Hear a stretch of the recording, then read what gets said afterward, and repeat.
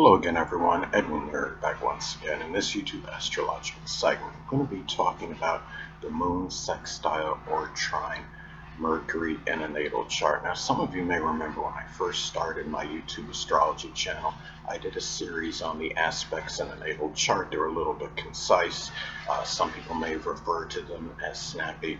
So what I decided to do was make another series on them in which the videos would be a little bit longer and more descriptive. So anyway, first thing up is if you have the moon sextile or trine Mercury in your natal chart, communication, which is Mercury, and the needs, which is the moon, may be easily met, and you could also being you could communicate and articulate your needs, very easily.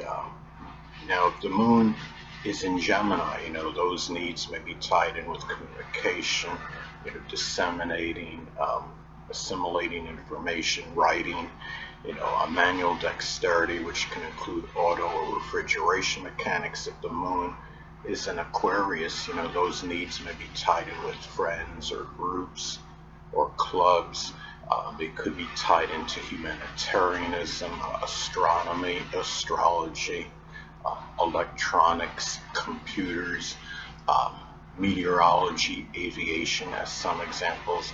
Might even be, maybe be into model rocketry. That could be a need as well, because that would fall under Aquarius. Now, the thing too is you may readily articulate, which is Mercury, and verbalize your emotions and feelings, which is the moon. Going back to the moon in Gemini, that could be manifold variety of feelings. If the moon is in Aries, it could be, with those feelings and emotions, maybe more acerbic.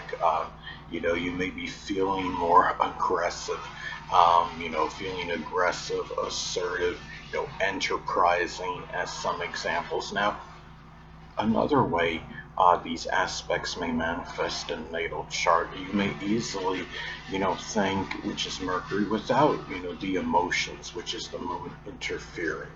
If you have, your Mercury in Libra as an example, those thoughts may be very balanced, thinking about refined things, thinking maybe in a peaceful manner as well, or matters pertaining to the law or, art, which can cover a number of things, including drawing, painting, sculpting, negotiation, cooperation, things of that nature. And also, too, if you have one of these aspects in your natal chart, it could be really auspicious for nurturing and caring, which is the moon, for your siblings, cousins, and neighbors, which is Mercury. Now, if you have your Mercury in Leo as an example, it could be people that have a Leo sun, moon, or ascendant, or simply embody those characteristics. It could be people that are very dignified, prideful, boastful, magnanimous, gregarious, extravagant, people that are very courageous as well. And also, too, you may be someone, or, generally in the mood, which is the moon, for short journeys, which is Mercury. Now, let's say Mercury's in Pisces as an example. Those short journeys may be chaotic or convoluted.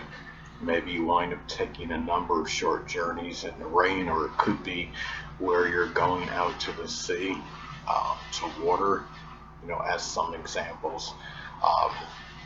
And also, too, the moon sextile or trine Mercury in a natal chart may also be expressed in being positive for responding, which is the moon, to communications and writings, which is Mercury. You may have, readily respond to these things without, with little, distractions or diversions. If Mercury, say, is in Taurus, it could be, you may be dealing with a lot of communications and writings that are pertaining, to things monetary, financial matters, banking, stocks. It could be, things that are very, require, a lot of persistence, or things associated with gardening or cultivation, as some examples. And also too, siblings, cousins, and neighbors, which is Mercury, are likely compatible with the unconscious side you express, which is the moon. Now, let's say if the moon is in the zodiac sign Cancer, as an example, that unconscious side may be one that's very nurturing, caring, sympathetic, dedicated, devoted, tenacious, and protective, as some examples. The moon, say, is in Virgo, that unconscious side may be, verbose, analytical, punctilious with details, helpful, service-oriented, and industrious is another example. Now, these aspects, the moon sextile or trine Mercury in a natal chart, can indicate equilibrium and balance between the emotions, which is the moon, and the rational mind and intelligence, which is Mercury. If you have, say, your moon, let's go to Taurus as an example, then it could be, where the emotions may be, stable anyway, ones that are, very set, that are fixed, not wavering, too much, but at the same time, moon and Taurus still, can be, one that has, even though, this aspect is these aspects are auspicious, even like the moon and Taurus as an example, can be explosive after, reaching the point of endurance, but, it doesn't, at the same time, if you have this, the aspect with the moon and Taurus involved, it likely, it's still not going to cloud, the rational thinking. So, the thing about this is, or even, if you have, the moon in Gemini, can be, high-strung, excitable feelings, but, if you have this, that moon in sextile or trine aspect to Mercury, it's better, still auspicious for not clouding, the intellect and the rational thinking. But next thing up, well, you may easily be able to analyze, which is Mercury, which is and analyze the emotions, which is the moon.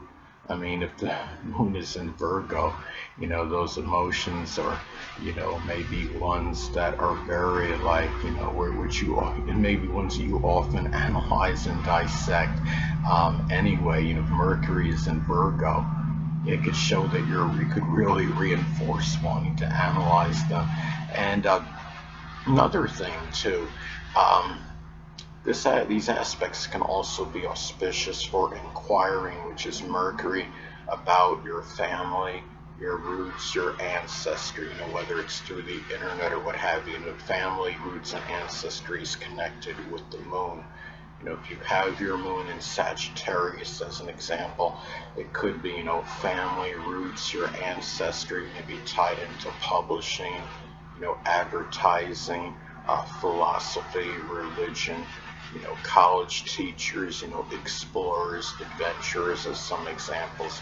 These aspects can also be propitious for, just popularity, because it could give, the person may have very good instincts, which is the moon, in knowing what to say, which is Mercury. If Mercury is in the zodiac sign Cancer, as an example, the person may be able to speak very well, and extemporize off the cuff.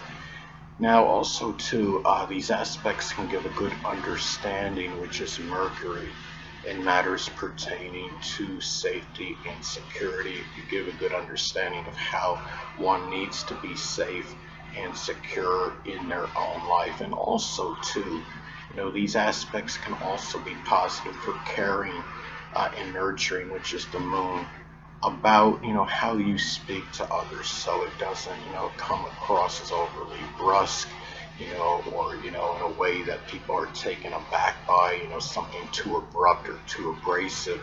And also too, people that are close to home, which is the moon, may be beneficial, just mercurial related things, whether it's doing something with manual dexterity or communications in general, disseminating, assimilating, information, doing things that are tied in, to short journeys and local transportation. Anyway, people, that'll conclude this YouTube astrological segment. Until next time, Edwin Learnard saying, stay well.